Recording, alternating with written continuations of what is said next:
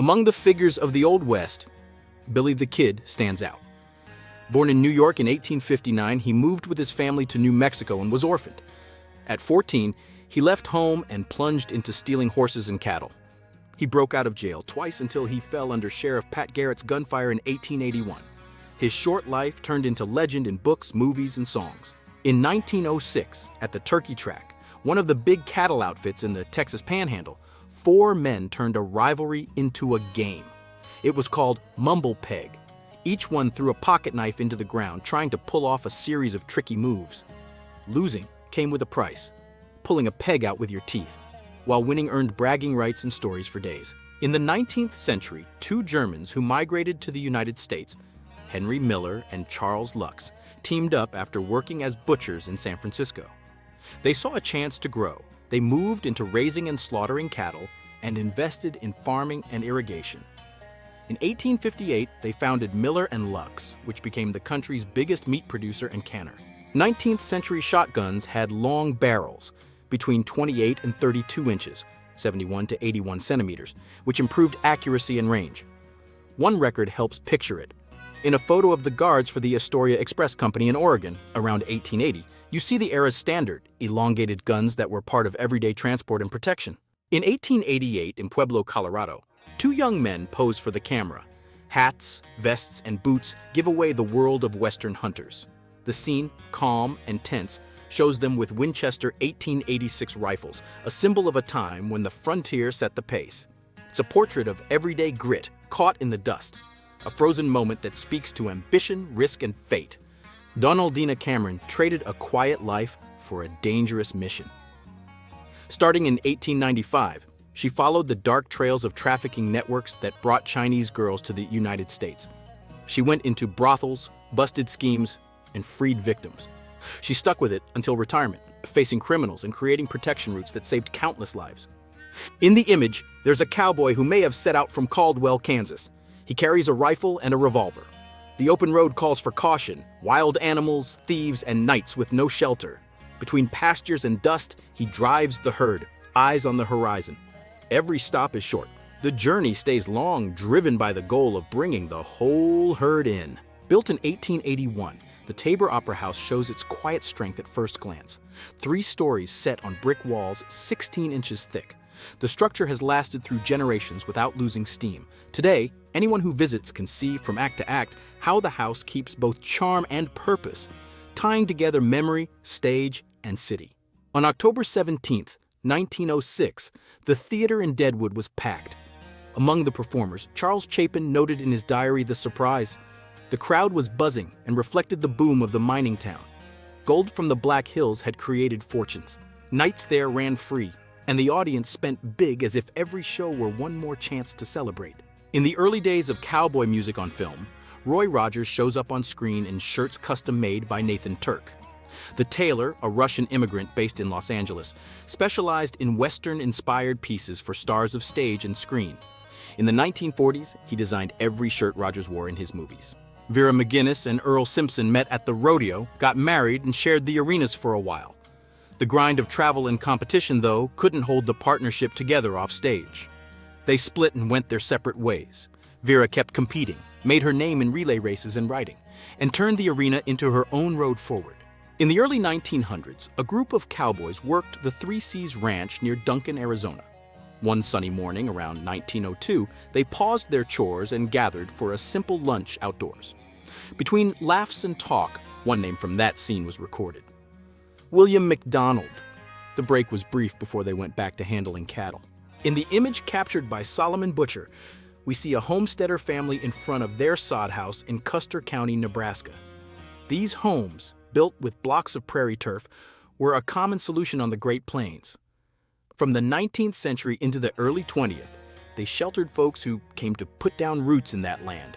In the second half of the 19th century, the American West opened to expeditions and maps. In Black Canyon, where the Colorado River cuts through the rock of what was then the Nevada Territory, a canoe rests on the bank, ready to launch. The scene was recorded in 1871 by Timothy O'Sullivan, a photographer who shot the Civil War and joined geological surveys across the country. In Arizona, Fort Apache was a U.S. Army post from 1870 to 1922. In 1903, the 5th Cavalry paraded there, showing organization and maneuvering power. That day, the public walked along Officers' Row, the line of officers' houses. They're the only buildings that preserve the fort's original look, now that it's decommissioned. Since then, they've become the place's living memory. In the image, we see General George A. Custer and Elizabeth, figures who left a mark on U.S. history. At the door of the tent that served as their home and headquarters, they pose side by side. The couple's gaze suggests plans and memories. The scene sums up the frontier campaigns, a mobile life, quick decisions, and the company of a gray greyhound, a breed loved by officers. In San Antonio, nights got their flavor at the Chili Queen's stalls in Military Plaza. There, chili con carne, meat and peppers, brought people together under the open sky. The tradition bloomed at the end of the 19th century, echoing memories from when Texas was still under Mexican influence before it became its own republic, and it turned into a city symbol. In 1838, in Maine, Samuel Knight was born. As a young man, the call of the gold rush took him to California. There, he swapped easy promises for skilled work. He built mills that crushed ore from the mines. While the country burned in the Civil War from 1861 to 1865, he stayed in the West, shaping his trade and his life far from the battlefields. Enslaved in Arkansas in 1849, Ned Huddleston made his way through the 19th century to Wyoming, where he dropped that name and became Esam Dart. He also went by Black Fox, Tan Mex, and Calico Cowboy. Crossing borders, he worked as a cook, rodeo clown, rider, and horsebreaker, while getting mixed up in cattle and horse theft in Mexico and Texas, earning an outlaw's reputation. The Nez Perce lived along the Snake River, in areas that are now northeastern Oregon, southeastern Washington, and central Idaho. Pressed by the U.S. Army, they resisted. Chief Joseph led the flight north toward Montana, near Canada. On October 5, 1877, with no way out, he surrendered to Oliver Howard and Nelson A. to save lives. With the expansion of the fur trade in the 19th century, hunters looked for reliable guns. Jacob Jake Hawken, born in Maryland and trained by his father in gunsmithing, moved to St. Louis. In 1825, he opened a shop with his brother Samuel, and from there came the Hawken rifle, a muzzleloader loaded from the front, built tough and safe to operate. Between 1896 and 1899, the Klondike in Canada went through a gold rush. The discovery, made on August 16, 1896 by local miners, spread worldwide after word reached Seattle and San Francisco the next year. About 100,000 people set out for the Yukon, crossing Alaska on brutal trails. Many fell short or arrived to find no gold. In the 19th century Rockies, John Johnson became known as the Liver Eater. After his wife died in a crow attack, he swore revenge. He hunted his enemies with strength and cunning, ripping out and eating the livers of those he killed. Fear spread among the Crow, and fur trappers made him a legend there.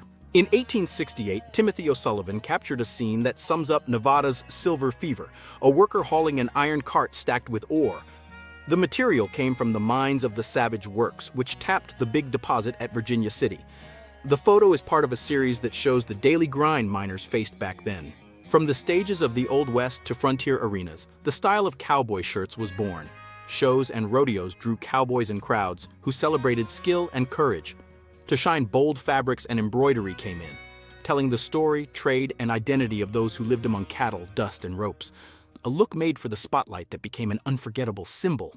Trail Boss, a painted bronze sculpture created in 1993 by Texan Robert Summers, portrays the lead rider of a 19th century cattle drive. Set up in Ogallala in southwestern Nebraska, an old stop on the Western Trail, it honors cowboys and others who died in the area, buried at Boot Hill. A plaque sums up the story. From its high perch, the piece looks out over the town.